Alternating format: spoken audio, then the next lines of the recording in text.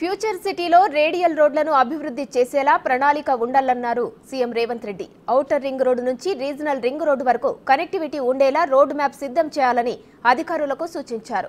ఆయన future city అభివృద్ధి ప్రణాళికలపై సమీక్ష నిర్వహించారు. యుద్ధ ప్రాతిపదికన ఫ్యూచర్ సిటీ పనులు చేపట్టాలని ఆదేశించారు. శంషాబాద్ విమానాశ్రయం నుంచి రీజనల్ రింగ్ రోడ్డు వరకు కనెక్టివిటీ రూట్ మ్యాప్ ను అధికారులు ముఖ్యమంత్రికి వివరించారు. అయితే ఔటర్ నుంచి రీజనల్ రింగ్ రోడ్డు వరకు కనెక్టివిటీ ఉండేలా చూడాలన్నారు. ఫ్యూచర్ సిటీలో రేడియల్ రోడ్లను అభివృద్ధి చేసేలా ప్రణాళికలు ఉండాలన్నారు.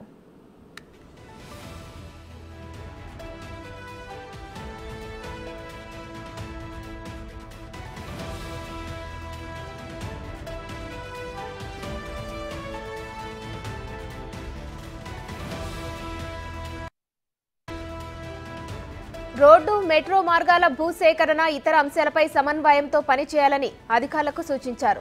ఫ్యూచర్ సిటీకి సంబంధించి పూర్తిస్థాయి ప్రణాళికలు, రూట్ మ్యాప్ సిద్ధం చేసి యుద్ధ ప్రాతిపదికన పనులు చేపట్టాలన్నారు. రాష్ట్రంలో క్రీడా విశ్వవిద్యాలయాన్ని ఏర్పాటు చేయాలని తెలంగాణ ప్రభుత్వం నిర్ణయించింది. హకీంపేట లేదా గచ్చిబౌలిలో యంగ్ ఇండియా స్పోర్ట్స్ యూనివర్సిటీకి ప్రతిపాదించారు. స్పోర్ట్స్ మెడిసిన్, స్పోర్ట్స్ సైన్స్ సహా దాదాపు డజన్కు పైగా కోర్సులు ప్రవేశపెట్టాలని భావిస్తోంది.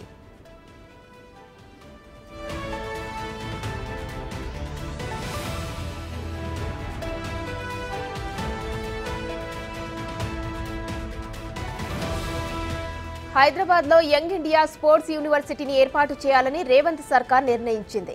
అంతర్జాతీయ ప్రమాణాలతో నిర్మిస్తున్న ఫ్యూచర్ సిటీలో నిర్మించే స్పోర్ట్స్ హబ్ లో దీన్ని ఏర్పాటు చేయనున్నారు. దాదాపు 12 వివిధ క్రీడల అకాడమీలను ఇందులో ఏర్పాటు చేయాలని ప్రభుత్వం భావిస్తుంది.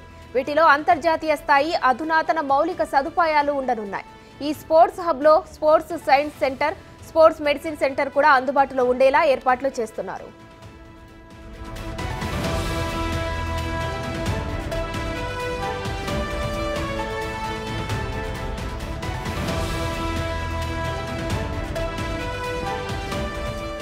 ఇక కొత్తగా స్థాపించిన స్కిల్ యూనివర్సిటీ తరహాలోనే తెలంగాణ స్పోర్ట్స్ యూనివర్సిటీకి యంగ్ ఇండియా స్పోర్ట్స్ యూనివర్సిటీ అనే పేరు పెట్టాలని ప్రభుత్వం నిర్ణయించింది.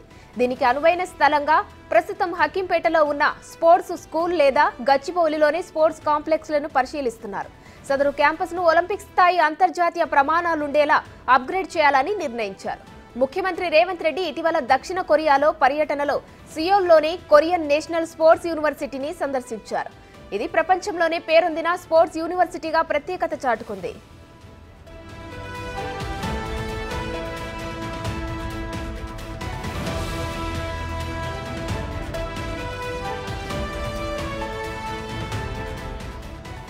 ఇటీవల ముగిసిన ప్యారిస్ ఒలింపిక్స్ లో దక్షిణ కొరియా మొత్తం 32 పతకాలు గెలుచుకోగా అందులో 16 పతకాలు కొరియన్ నేషనల్ స్పోర్ట్స్ యూనివర్సిటీలో శిక్షణ పొందిన అథ్లెట్లు సాధించినవే కావడం గమనార్హం.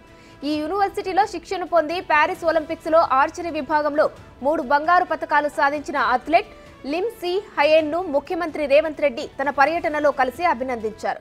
భవిష్యత్తు ఒలింపిక్ ఛాంపియన్లకు శిక్షణ ఇచ్చేలా తెలంగాణ యంగ్ ఇండియా స్పోర్ట్స్ యూనివర్సిటీకి సాంకేతిక భాగస్వాములుగా కొరియన్ నేషనల్ స్పోర్ట్స్ యూనివర్సిటీ సేవలు వాడుకోవాలని రాష్ట్ర ప్రభుత్వం భావిస్తోంది.